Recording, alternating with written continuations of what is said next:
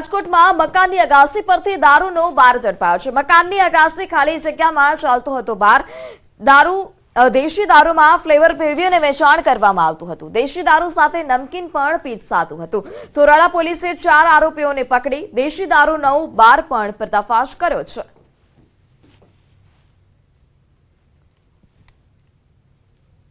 સુરતના પાંડેસરામાં 2 યુવકોનો ઝઘડો શાંત કરાવવા જતા એક વ્યક્તિનું મોત નીપજ્યું। પોલીસે હત્યારાને ઝડપી પાડ્યો છે। જ્યારે ફૂઈના દીકરાના પાકી નીકળતા 2800 રૂપિયા મામલે 2 યુવકો વચ્ચે બબાલ થઈ હતી।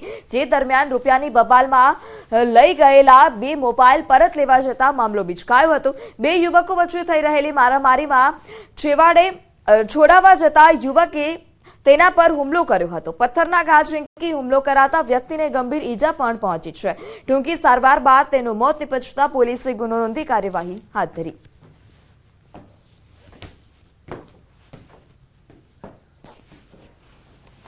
ઝઘડો છે જેમાં આરોપીઓ શક્તિલાલ અને બરુઆએ ઈંટનો ઉપયોગ કરી અને રામુ પર હુમલો કરતા રામુને માથાના ભાગે ઈજા થયેલ અને વાઇટલ પાર્ટ હોવાથી તાત્કાલિક તે મૃત્યુ પામેલ।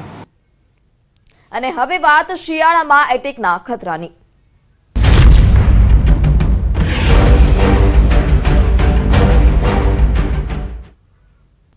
રાજકોટમાં સતત બીજા દિવસે હાર્ટ એટેકથી 2 લોકોએ જીવ ગુમાવ્યો છે। લાંબા સમયથી હાર્ટ એટેકની બીમારીથી પીડાતા 38 વર્ષીય વ્યક્તિનું મોત નીપજ્યું। બીજી તરફ 41 વર્ષીય વ્યક્તિને હાર્ટ એટેક આવતા તેનું મોત નીપજ્યું। ઘરમાં બેભાન થઈ જતા તેને સારવાર અર્થે હોસ્પિટલ ખસેડાયા છે। ફરજ પરના તબીબે મૃત જાહેર કરતા પરિવારમાં શોકનો માહોલ।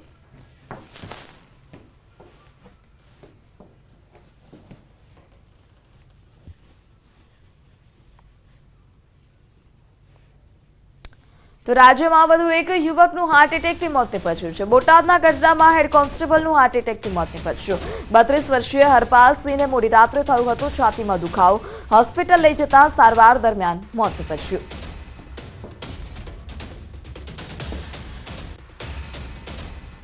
તો આ તરફ સુરતમાં યુવાનને હાર્ટ એટેક આવતા મોતની આશંકા છે। 40 વર્ષીય ધવલ દેસાઈ નામનો વ્યક્તિ ખાનગી કંપનીમાં નોકરી કરતો હતો। કંપનીમાં કામ કરતા સમયે અચાનક જ છાતીમાં દુખાવો ઉપડ્યો અને સાથે કર્મચારીઓ તેને હોસ્પિટલ લઈ ગયા હતા, જ્યાં તબીબોએ તેને મૃત જાહેર કર્યો। પોસ્ટમોર્ટમ રિપોર્ટ બાદ મોતનું સાચું કારણ સામે આવશે।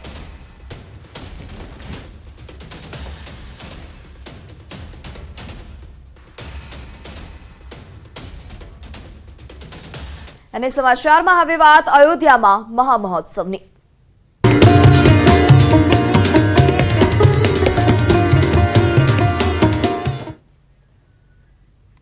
અયોધ્યામાં બની રહેલા રામ મંદિરમાં ગુજરાતનું અનોખું યોગદાન છે, જેમાં રાજ્યના વિવિધ સ્થળેથી મંદિર માટે વિવિધ વસ્તુઓને તૈયાર કરવામાં આવી। જેમાં અમદાવાદમાં રામ મંદિરનો ધ્વજદંડ તૈયાર કરવામાં આવ્યો છે। ધ્વજદંડની આજે ભવ્ય શોભાયાત્રા યોજાશે। સીએમ ભૂપેન્દ્ર પટેલે ધ્વજદંડની પૂજા કરી શોભાયાત્રાનો પ્રારંભ કરાવ્યો। અમદાવાદના ગોતાથી વૈષ્ણોદેવી સુધી ધ્વજદંડની શોભાયાત્રા નીકળશે। ગોતાના ભરત મેવાડા તથા તેમની ટીમ દ્વારા આ ધ્વજદંડ તૈયાર કરવામાં આવ્યો છે। 22 જાન્યુઆરીએ પીએમ મોદી ધ્વજદંડની પૂજા પણ કરશે।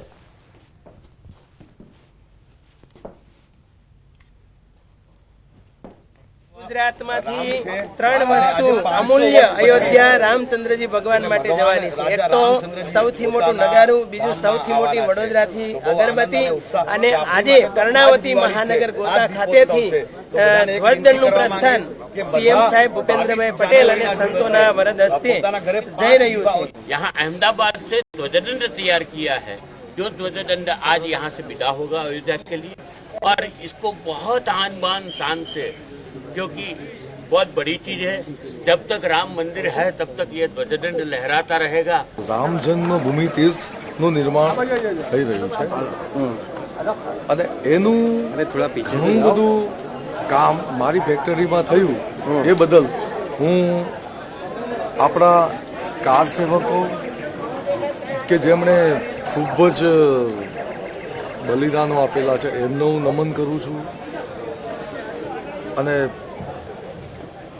આપણા બધાના જે પ્રયત્નોથી અત્યારે ભગવાન રામલલ્લાનો જે દરબાર જે રાજમહેલ બનવાનો છે એમાં મને જે સૌભાગ્ય મળ્યું એ બદલ હું સૌનો આભારી છું। 44 ફૂટ લાંબો અને 5,500 કિલો વજન ધરાવતો ધ્વજદંડ જે મંદિરની ટોચ ઉપર રહેશે અને એના ઉપર ભગવાન શ્રી રામની સનાતન ધર્મની ધજા આજીવન ફરકતી રહેશે એ ધ્વજદંડને અહીંયાથી પ્રસ્થાન કરવામાં આવ્યું છે. એટલે આપણને બધાને આનંદ છે કે રામ મંદિરના જ્યારે કરોડો લોકો આવનારી પેઢીઓ સુધી દર્શન કરશે ત્યારે આ ધ્વજદંડના પણ દર્શન થશે. તો અમદાવાદના દરિયાપુરમાં રામ મંદિરમાં રાખનાર નગારાની પૂજા અર્ચના કરવામાં આવી. ડબગર સમાજે 500 કિલોના નગારાને તૈયાર કર્યું છે. સીએમ ભૂપેન્દ્ર પટેલે પણ નગારાની પૂજા અર્ચના કરી. અમદાવાદમાં નગારાની શોભાયાત્રા કાઢવામાં આવશે. આવતીકાલે આ નગારાને 5 જેટલા ગામડાઓમાં લઈ જવામાં આવશે. 5 ગામમાં નગારાની પૂજા કરી અને અયોધ્યા મોકલવામાં આવશે.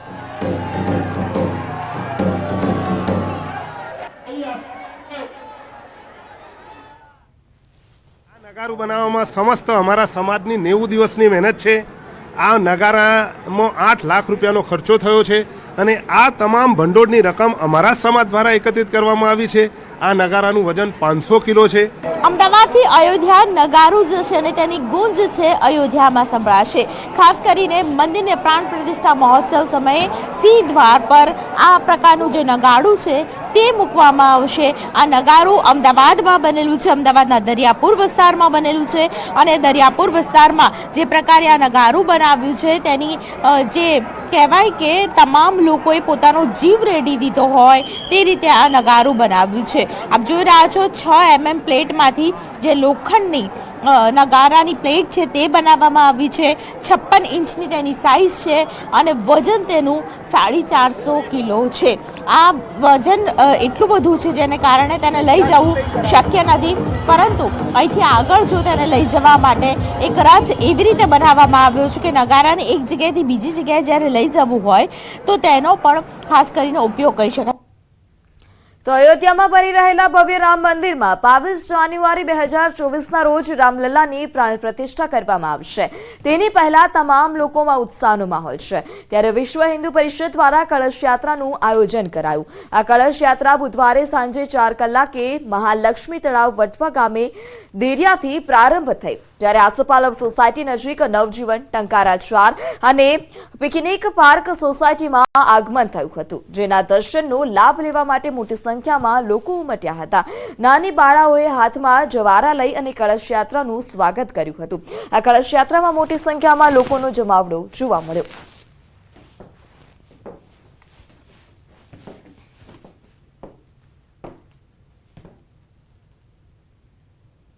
તો સમાચારમાં હાલ સમય થયો છે વિરામનો. આપ જોડાયેલા રહો ન્યૂઝ 18 ગુજરાતી સાથે.